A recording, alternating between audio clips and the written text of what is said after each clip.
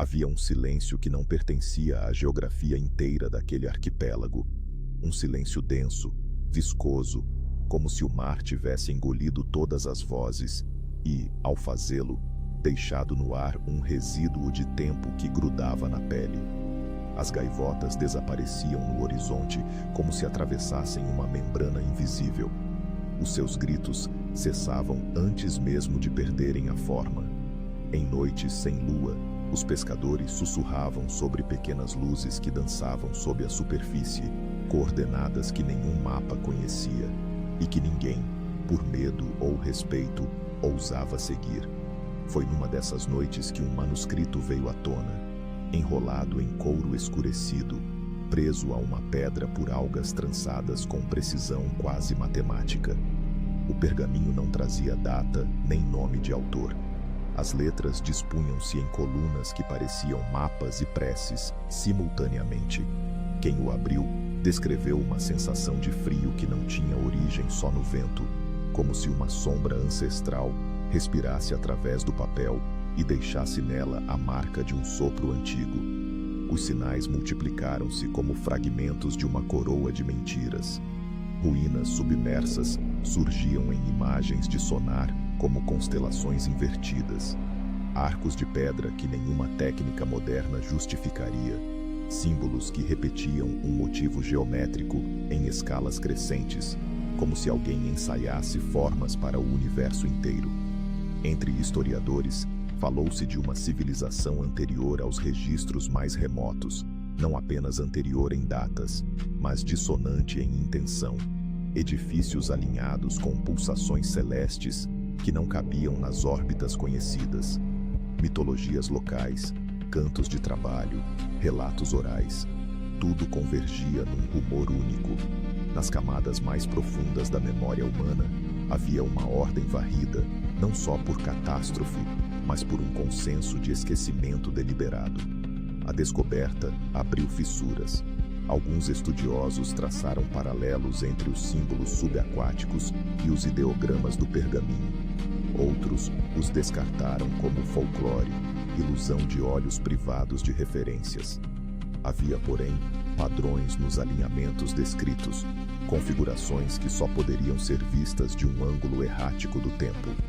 Cada leitura abria janelas que exalavam memórias alheias, cavernas luminescentes, vozes sem fonemas humanos, cidades cujas ruas serpentearam como vasos sanguíneos. Em vez de aconchegar, os relatos ampliavam o desconforto. Pequenos sinais tornaram-se insistentes, relógios que retardavam, bússolas apontando para dentro da terra, sonhos partilhados por estranhos que nunca se haviam encontrado. A obsessão trabalhou com a paciência fina de um luthier. O erudito que publicou primeiro as imagens do mapa submerso começou a perder a linha entre ceticismo e fé. Passava noites numa biblioteca que não aceitava luz solar, estudando fotografias, microfilmes, sobrepondo linhas que pareciam responder a perguntas esquecidas. Via nos outros sinais de reconhecimento, olhos que espelhavam símbolos, gestos que imitavam posturas das esculturas abissais.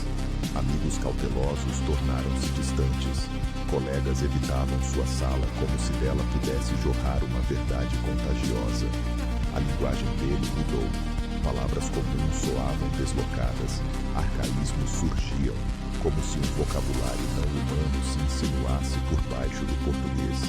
Paranoia e êxtase circunvalavam sua mente como marés competindo, fundindo-se num único movimento rítmico. Equipes distintas acabaram por convergir. Um mergulhador, atraído por uma assinatura luminosa, encontrou uma cavidade arquitetada com precisão abissal, colunas que sangravam fósseis semelhantes a olhos, degraus imantados que desafiavam a resistência conhecida, uma escadaria que descia para um coração de água parada.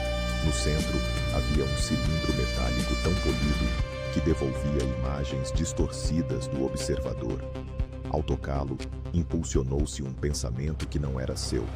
Lembranças de habitantes que viveram quando as estrelas tinham nomes diferentes.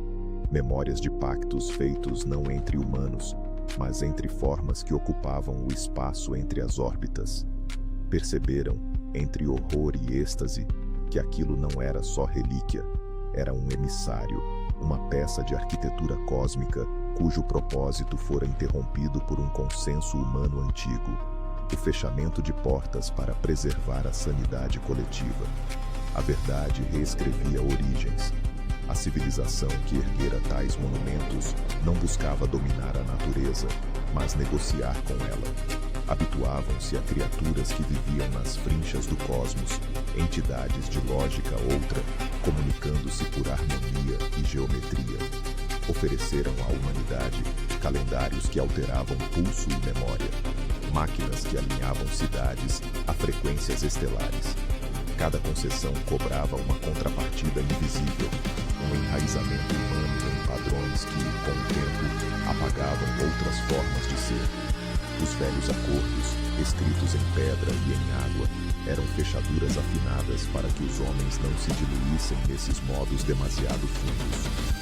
Reabrir o cilindro reativou acordos, restituindo permissão para que as entidades voltassem a modular a realidade.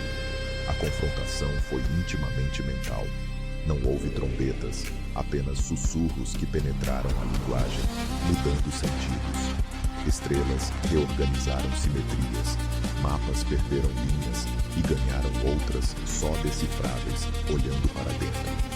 Quem tentou traduzir o manuscrito inteiro sentiu a mente expandir e corroer-se ao mesmo tempo. Era desvendar uma música com frequências capazes de dissolver o contorno do eu. Alguns aceitaram a dissolução como iluminação. Outros fugiram para territórios de medo, recusando qualquer contato. Arqueologia, astronomia, antropologia, todas tiveram de admitir que operavam sobre camadas de realidades sobrepostas por decisões históricas que preservaram uma sanidade coletiva. No fim, o arquipélago voltou a um silêncio parecido com o antigo, mas ninguém mais falou de normalidade igual. O manuscrito foi partido, triturado, escondido em fragmentos por coleções que ninguém ousou catalogar. Alguns fragmentos, porém, encontraram caminhos próprios, uma passagem cantada por uma velha isolada, um símbolo reaparecendo numa tapeçaria feita por mãos que não sabiam ler, uma linha repetida por uma criança a brincar com cordas na praia. Ficou, além do perigo contido, a sensação de uma continuidade secreta, como se a humanidade cortasse uma corda sem notar que o instrumento pendia de muitos andares. A ambiguidade permaneceu. Os objetos ancestrais tinham sido definitivamente desativados, ou apenas adormecidos até novo alinhamento. Restou um entendimento quase religioso de que nossa história sempre teve um dedo invisível escrevendo entre as datas. Algumas datas foram apagadas por design ou medo para que outras continuassem a funcionar. E enquanto as marés lavavam as pedras, havia quem jurasse ouvir, nas noites mais longas, uma música tão antiga que lembrava ao mundo esquecido. Você não é a primeira forma de equação a habitar este cosmos, e talvez não seja a última.